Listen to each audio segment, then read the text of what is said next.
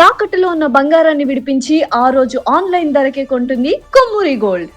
తమిళనాడు రాజకీయాల్లో విజయ్ ముఖ్యమంత్రి కానివ్వకుండా గవర్నర్ అడ్డుకుంటున్నారు, కేంద్రం ఒత్తిడి తెస్తుంది అనేటువంటిది ఆ వార్తల్ని అన్నీ కూడా మీరు చూస్తున్నారు గత 2-3 రోజుల నుంచి.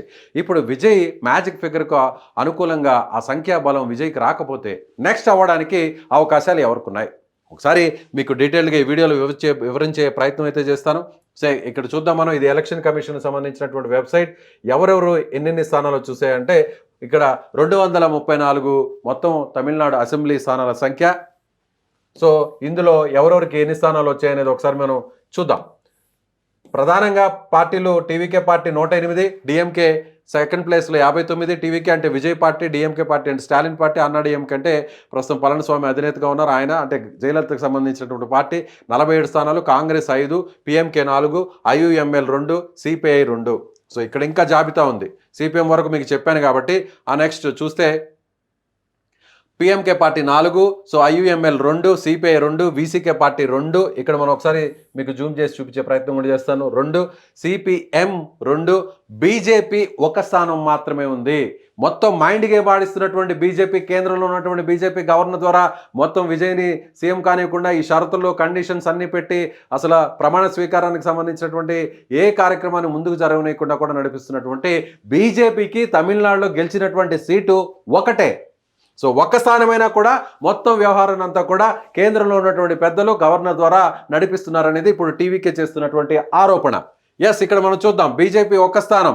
ఇక మిగిలినటువంటి ఒక్కొక్క ఎమ్మెల్యే స్థానాన్ని గెలుచుకున్నటువంటి పార్టీలను ఒకసారి మనం చూస్తే బీజేపీతో సమానంగా డిఎండికే అనేటువంటి ఒక చిన్న పార్టీ 1 స్థానాన్ని గెలుపొందింది. అదేవిధంగా మరొక పార్టీ ఇక్కడ చూస్తే ఏఎంఎంకేఎంఎన్కేజీ, ఈ పార్టీ కూడా 1 స్థానాన్ని ఇక్కడ గెలుపొందింది. ఇన్ని స్థానాలు ఉన్నాయి కదా, మొత్తం ఇన్ని పార్టీలు ఉన్నాయి కదా. విజయ్ కాకపోతే విజయ్ కాంగ్రెస్ సపోర్ట్ చేసింది.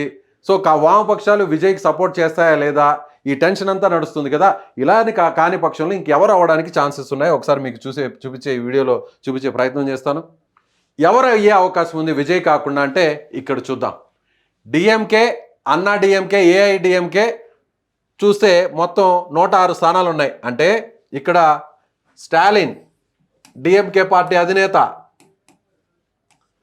ఏఐఏడిఎంకే అంటే అన్నా డిఎంకే పార్టీ జనరల్ సెక్రటరీ, జయలలితకు సంబంధించినటువంటి పార్టీ అన్నా డిఎంకే పార్టీ. సో కరుణానిధికి సంబంధించినటువంటి పార్టీ డిఎంకే, కరుణానిధి కుమారుడు స్టాలిన్, మాజీ ముఖ్యమంత్రి, మొన్నటి వరకు ముఖ్యమంత్రిగా ఉన్నటువంటి వ్యక్తి. అంతకుముందు జయలలిత మరణం తర్వాత ముఖ్యమంత్రి ఆమె స్థానంలో అయినటువంటి వ్యక్తి పళనిస్వామి. సో ఈ 2 పార్టీలు కలిస్తే డిఎంకేకి 59 స్థానాలు, ఏఐఏడిఎంకే అంటే అన్నా డిఎంకే కలిస్తే 59, 47, 106. కానీ మ్యాజిక్ ఫిగర్ ముఖ్యమంత్రి అవ్వాలంటే ఇప్పుడు సమస్య అంతా కూడా అదే. ఈ 106 వచ్చినంత మాత్రాన, ఈ ఇద్దరు కలిసినంత మాత్రాన సీఎం కారు. విజయ్ పార్టీకి కూడా 108 స్థానాలు గెలిచాడు, అందుకే విజయ్ సీఎం కాలేకపోతున్నాడు. అలాంటిది ఇప్పుడు 106 మంది, వీళ్ళిద్దరు 2 పార్టీలు కలిస్తేనే 106 కదా, మరి సీఎం ఎలా అవుతాడు అనేటువంటి అనుమానం మీకు రావచ్చు. దాని గురించి ఇప్పుడు వద్దాం మనం. అయినా వీళ్ళకి కావాల్సింది మొత్తం 118 కాబట్టి ఇంకా 12 కావాలి. ఆ 12 మంది ఎవరు? ఒకవేళ ఈ కూటమి ఇద్దరు చేతులు కలిపితే ఆ 12 మంది ఎక్కడి నుంచి వస్తారు అనేది కూడా మీకు అనుమానం ఉంది. కాబట్టి ఇప్పుడు నెక్స్ట్ మీకు వివరించే ప్రయత్నం చేస్తాను. ఇప్పుడు మిగిలినటువంటి పార్టీలు ఇవి. వీళ్లకు కాస్త సపోర్ట్ చేయాల్సినటువంటి పార్టీలు ఇవి. ఎందుకంటే చూస్తే ఇక్కడ విజయ్కి 107 స్థానాలు వచ్చాయి. అంటే 108లో 1 స్థానానికి రాజీనామా చేశాడు కాబట్టి 2 చోట్ల పోటీ చేసి గెలిచాడు కాబట్టి అందులో ఆ స్థానం లెక్కలోకి రాదు కాబట్టి తిరిచి ఇస్తూ. సో ఇప్పుడు విజయ్ సంఖ్య 107కి వచ్చింది. కాంగ్రెస్ పార్టీ ఆల్రెడీ విజయ్కి లెటర్ రాసేసింది, మద్దతు పలికేసింది. విజయ్ కూటమిలో కాంగ్రెస్ కలిసిపోయింది కాబట్టి కాంగ్రెస్ పార్టీ అటువైపు వెళ్లే ప్రసక్తే లేదు. ఎందుకంటే స్టేట్మెంట్ ఇచ్చేసింది ఆల్రెడీ. కాంగ్రెస్ పార్టీ టీవీతో పొత్తు ఫిక్స్ అయిపోయింది కాబట్టి. సో విజయ్ దగ్గర ఉన్న నెంబర్ 112. ఇప్పుడు మిగిలినటువంటి పార్టీలు ఏంటో చూద్దాం. పిఎంకే 4,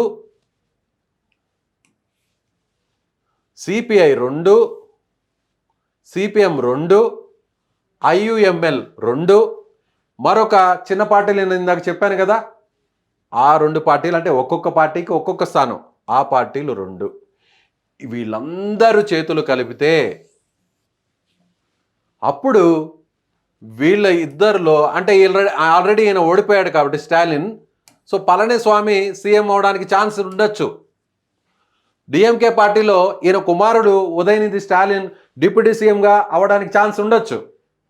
అయితే ఈ ఇద్దరు కలుస్తారా లేదా అనేది పెద్ద ప్రశ్న. దశాబ్దాలుగా డిఎంకే అన్నా డిఎంకే రెండు కొట్టుకుంటూనే ఉన్నాయి. సో ఒకరు సీఎంగా ఉంటే ఇంకొకరు ప్రతిపక్షంలో ఉన్నారు. అది ఎంజీఆర్ నుంచి కరుణానిధి, ఆ తర్వాత కరుణానిధి తర్వాత స్టాలిన్, ఆ తర్వాత కరుణానిధి జయలలిత మరణం తర్వాత పళనిస్వామి, కరుణానిధి మరణం తర్వాత స్టాలిన్, ఇలా వరుసగా కొన్ని దశాబ్దాలు 60 సంవత్సరాల పాటు ఈ రెండు పార్టీలే ప్రధాన శత్రువులు. అలాంటిది ఇప్పుడు ఈ రెండు పార్టీలు కలుస్తాయా? ఓకే, విజయ్ని కానివ్వకుండా ఏమైనా సరే విజయ్ మాత్రం సీఎం కాకూడదు అని ఫిక్స్ అయ్యారనుకోండి, రాజకీయాలు మొత్తం ఇప్పటివరకు జరుగుతున్నటువంటి 60 ఏళ్ల చరిత్ర అంతా కూడా తగలబెట్టి పక్కనేసారనుకుందాం. అప్పుడు ఈ ఇద్దరు కలిస్తే కూడా వీళ్ళకు కావాల్సినటువంటి సంఖ్య ఈ పిఎంకే పార్టీ సపోర్ట్ చేయాలి, సిపిఐ చేయాలి, సిపిఎం చేయాలి, ఇండియన్ యూనియన్ ముస్లిం లీగ్ చేయాలి, అలాగే రెండు చిన్న పార్టీలకు సంబంధించి ఒక్కొక్క ఎమ్మెల్యే కూడా సపోర్ట్ చేయాలి. వీళ్ళందరినీ కలుపుకుంటే 12 అవుతాయి. అప్పుడు ఈ రెండు పార్టీలకు సంబంధించినటువంటి సంఖ్య ఇక్కడ చూస్తే ఈ రెండు పార్టీలు ఉన్నటువంటి సంఖ్య 106, అలాగే 12 కావాలి కాబట్టి ఆ 12 ఇక్కడి నుంచి వచ్చేస్తాయి. వీళ్ళు కాంగ్రెస్ ఎలాగో రాదు, బీజేపీతో కలిసే పరిస్థితి లేదు. బీజేపీ ఒక్క స్థానం ఉన్నా ఇక్కడ బీజేపీ మాత్రమే ఒంటరిగా మిగిలిపోతుంది. బీజేపీ ఎవరికి సపోర్ట్ చేయదు. ఎందుకంటే అన్నాడీఎంకే బీజేపీతో ప్రస్తుతం కూటమిలో ఉన్నా అన్నాడీఎంకే బయటకు వచ్చి కలవాలంటే, వామపక్ష పార్టీలు సపోర్ట్ చేయాలంటే, అలాగే డిఎంకే కూడా సపోర్ట్ చేయాలంటే బీజేపీకి దూరంగా జరుగుతాం కాబట్టి అప్పుడు మిగిలినటువంటి వారి పక్షాలు మాకు సపోర్ట్ చేయాలంటూ అనే పిలుపునిస్తారు. కాబట్టి బీజేపీ నుంచి బయటకు వచ్చి, ఎన్డీఏల నుంచి బయటకు వచ్చి ఈ ఏఐడిఎంకే చేస్తాయి. కాబట్టి అప్పుడు బీజేపీ మాత్రమే ఒకవైపు ఉంటుంది, టీవీకే పార్టీ కాంగ్రెస్ పార్టీ మరోవైపు ఉంటుంది. వీళ్ళందరూ కలిస్తే వీళ్ళలో పళనిస్వామి ముఖ్యమంత్రి అవడానికి ఛాన్స్ ఉంటుంది, లేదంటే ఈయన కుమారుడు ఉదయనిధి స్టాలిన్ ముఖ్యమంత్రి అవడానికి ఛాన్స్ ఉంటుంది. అసలు వీరెవ్వరు కాకుండా ఈ పిఎంకేకి ఒక 4 స్థానాలు వచ్చాయి కాబట్టి వీళ్ళకి ఏదైనా ముఖ్యమంత్రి అవడానికి ఒక ఛాన్స్ ఉంటుంది. బీజేపీ ఒక్క స్థానంతో పాటుగా ఇక్కడ ఇంకొక పార్టీ కూడా ఉంది, అది మర్చిపోయాను చెప్పడం. ఇంకొక పార్టీ ఏంటంటే వీసీకే పార్టీ దగ్గర కూడా 2 స్థానాలు ఉన్నాయి కాబట్టి వీళ్ళను కూడా కలుపుకోవాల్సినటువంటి అవసరం ఉంది. అప్పుడు 14 అవుతుంది. వీసీకే పార్టీ ఈ రెండు పార్టీల నిర్ణయం ఎలా ఉంటుందో అలాగే వీసీకే పార్టీ నిర్ణయం కూడా ఉంటుంది. అప్పుడు 120కి ఈ మొత్తం స్థానాలు ఉండే అవకాశం ఉంది. ఇక్కడే ఒక చిక్కుముడి ఉంది. ఆ చిక్కుముడి ఏంటంటే పిఎంకే పార్టీ వామపక్ష పార్టీలు కలుస్తాయా లేదా? ఇండియన్ ముస్లిం లీగ్ కలిసిన, ఈ రెండు కలిసిన 4 + 2 6, 106 + 4 110 అవుతాయి. సో అప్పుడు మనకి ఇంకా కూడా 2 స్థానాలు వాళ్ళకి అవసరం అవుతాయి. కాబట్టి వీసీకే పార్టీ ఎలా ఉంటుంది అనే నిర్ణయం మీద కూడా ఆధారపడి ఉంటుంది. వామపక్షాలు తటస్థంగా ఉండి ఎవరికి సపోర్ట్ చేయకపోయినా, ఎందుకంటే కాంగ్రెస్కి వ్యతిరేకంగా నిర్ణయం తీసుకో, వీళ్ళిద్దరు కనడం వెనక బీజేపీ మైండ్ గేమ్ ఆడుతుందని తెలుసు. బీజేపీ నేరుగా సపోర్ట్ చేయకపోయినా కూడా రాజకీయం చేస్తుందంతా బీజేపీయే. సో బీజేపీ ఆల్రెడీ వీళ్ళ వెనక ఉంది కాబట్టి వామపక్ష పార్టీలు బీజేపీ ఆడుతున్న గేమ్లో వీళ్ళు భాగస్వామ్యం పంచుకోరు కాబట్టి ఈ రెండు పార్టీలు దూరం అవుతాయి. అప్పుడు పిఎంకే 4 స్థానాలు, అదేవిధంగా ఇండియన్ ముస్లిం లీగ్ 2 స్థానాలు, అలాగే ఇతరుల చిన్న పార్టీల్లో ఒక్కొక్క స్థానం కలుపుకుంటే 4, 6, 8 మాత్రమే వస్తాయి. అప్పుడు వీసీకే పార్టీ 2 ఉంటుంది. ఆ 2 స్థానాలు కలుపుకున్నా కూడా 10 మాత్రమే వస్తాయి. కాబట్టి ఎటు చూసినా కూడా ఇక్కడ మనకి ప్రధాన కీలక పాత్ర పోషించేది ఈ ఇద్దరిలో ఎవరో ఒకరు. అంటే ఈ రెండు పార్టీల్లో ఎవరో ఒకరు ముఖ్యమంత్రి అవ్వాలన్నా, విజయ్ని ముఖ్యమంత్రి కానివ్వకుండా అడ్డుకోవాలన్నా కూడా ఇక్కడ కీలక పాత్ర పోషించేది సిపిఐ, సిపిఎం వామపక్షాలే. ఎందుకు చెప్తున్నానంటే ఇక్కడ వామపక్ష పార్టీలకు సంబంధించి చూద్దాం. 2 విజయ్కి సపోర్ట్ చేస్తాయా లేదా అనేటువంటి నిర్ణయం మీద ప్రజెంట్ నడుస్తుంది. విజయ్కి సపోర్ట్ చేయని పక్షంలో ఈ రెండు పార్టీలు ఏ నిర్ణయం తీసుకుంటే ఆ నిర్ణయానికి మేము కట్టుబడి ఉంటామని వీసీకే చెప్పేసింది ఆల్రెడీ. కాబట్టి ఈ 6 ఎటువైపు ఉంటారు అనేది ఇక్కడ ప్రశ్నార్థకం. ఈ 6 కానీ విజయ్కి సపోర్ట్ చేయమని కానీ, ఒకవేళ అన్నాడీఎంకే కలిసి కలిస్తే అన్నా డిఎంకే కూడా సపోర్ట్ చేయము, డిఎంకే కూడా సపోర్ట్ చేయమని చెప్తే ఈ 6 మంది బయటకు వస్తే అప్పుడు ఈ ఇద్దరికి అవసరమైనటువంటి సంఖ్య పిఎంకే 4 వస్తుంది, ఇండియన్ ముస్లిం లీగ్ 6, 8 8 ప్లస్ 106 కేవలం 114కే, అక్కడ 8 ప్లస్ 106 114కే పరిమితం అవుతుంది. కాబట్టి ఇంకా 4 ఎమ్మెల్యేల సంఖ్య తక్కువ అవుతుంది. కాబట్టి సో వీళ్ళు కూడా సీఎం అవడానికి ఛాన్సులు లేవు. ఇక్కడ చాలా కీలకం CPI, CPM and VCK support వెళ్ళినా కూడా, ఒకవేళ వీసీకే సపోర్ట్ వీళ్ళకి వెళ్ళినా కూడా 116 వస్తాయి. కాబట్టి సిపిఐ, సిపిఎం ఏ నిర్ణయం తీసుకుంటుందో చూడాలి. సిపిఐ, సిపిఎం ఒకవేళ విజయ్కి సపోర్ట్ చేయకుండా, వీళ్ళకి సపోర్ట్ చేయకుండా తటస్థంగా ఉంటే మళ్ళీ రాష్ట్రపతి పాలన అక్కడికి వచ్చి 6 నెలల తర్వాత మళ్ళీ ఎన్నికలు జరిగేటువంటి అవకాశం ఉంది.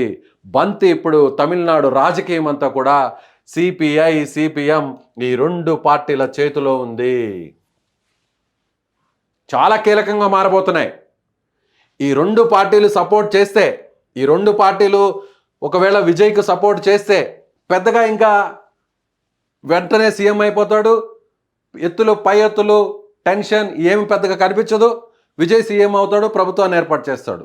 ఈ 2 పార్టీలు విజయ్ సపోర్ట్ చేయలేదనుకో, ఈ 2 పార్టీలు ప్లస్ వీసీకే సపోర్ట్ చేయలేదనుకో, మళ్ళీ రాజకీయం ఒక్కసారిగా రంగు పులుముకుంటుంది. అన్నా డిఎంకే తెర మీదకి వస్తాయి. అప్పుడు అన్నా డిఎంకే తెర మీదకి వచ్చిన తర్వాత నేరుగా వీళ్ళకి అవసరమైన 12 మంది ఎవరు అనుకుంటే అప్పుడు సిపిఐ, సిపిఎం సపోర్ట్ మీదనే మొత్తం రాజకీయం ఆధారపడి ఉంటుంది. సో చాలా డీటెయిల్డ్గా మీకు చూసే వాళ్ళకి అర్థమవుతుంది. ఇక్కడ నంబర్ గేమ్ నడుస్తుంది. ఈ నంబర్ గేమ్లో పొలిటికల్ పార్టీస్ వాళ్ళ భవిష్యత్తు కోసం, వాళ్ళ ప్రయోజనాల కోసం, ఇది ఒక్క తమిళనాడు రాజకీయానికి మాత్రమే పరిమితం కాదు. ఇది దేశ రాజకీయాలను కూడా భవిష్యత్తులో ఆ పార్టీల యొక్క భవిష్యత్తుని నిర్దేశించేటువంటి నంబర్ గేమ్ ఇది. ఎందుకంటే బీజేపీ దీని వెనక ఆడిస్తుందన్న సంగతి అందరికీ తెలుసు. విజయ్ వెనక రానివ్వకుండా గవర్నర్ ద్వారా నడిపిస్తుంది బీజేపీ అని తెలుసు. ఒకవేళ వామపక్ష పార్టీలు, ఇప్పుడు కాంగ్రెస్ ఆల్రెడీ విజయ్తో కలిసింది కాబట్టి, వామపక్షాలు ఆల్రెడీ కాంగ్రెస్తో ఇండియా కూటమిలో ఉన్నాయి కాబట్టి ఇప్పుడు వామపక్షాలు కాంగ్రెస్తో వెళుతాయా, లేదంటే బీజేపీ వేస్తున్నటువంటి ట్రాప్లో, బీజేపీ వేస్తున్నటువంటి మైండ్ గేమ్లో చిక్కుకుంటాయా? అసలు ఇదేమీ కాకుండా అటు కాంగ్రెస్ టీవీకేకు దూరంగా, అలాగే అన్నా డిఎంకేకు దూరంగా ఉంటే సిపిఐ, సిపిఎం ఇక్కడ మళ్ళీ ఎన్నికలు తమిళనాడులో తప్పవు. సో మీకేమనిపిస్తుంది? ఖచ్చితంగా ఇక్కడ చాలా కీలకంగా మారబోతున్నటువంటి విషయం మనం చెప్పొచ్చు. సిపిఐ, సిపిఎం డెసిషన్ మీద ఉంటుంది. సో అన్నా డిఎంకే ముఖ్యమంత్రి కావాలంటే, ఎవరో ఒకరు ముఖ్యమంత్రి కావాలంటే డిఎంకే సపోర్టు చాలా కీలకం. సో మీకేమనిపిస్తుంది? వీడియో చూశాక మీ అభిప్రాయం కూడా కామెంట్ చేయండి. అన్నా డిఎంకే కలుస్తాయా? కలిస్తే ఎవరు ముఖ్యమంత్రి అవుతారు? ఇంకా ఏ పార్టీలు వీళ్ళకి సపోర్ట్ చేస్తాయి? సిపిఐ, సిపిఎం వామపక్షాలు సపోర్ట్ చేస్తాయా? పిఎంకే సపోర్ట్ చేస్తుందా? వీసీకే సపోర్ట్ చేస్తుందా? బీజేపీ ఏం చేస్తుంది? మీ అభిప్రాయాన్ని తెలియచేయండి.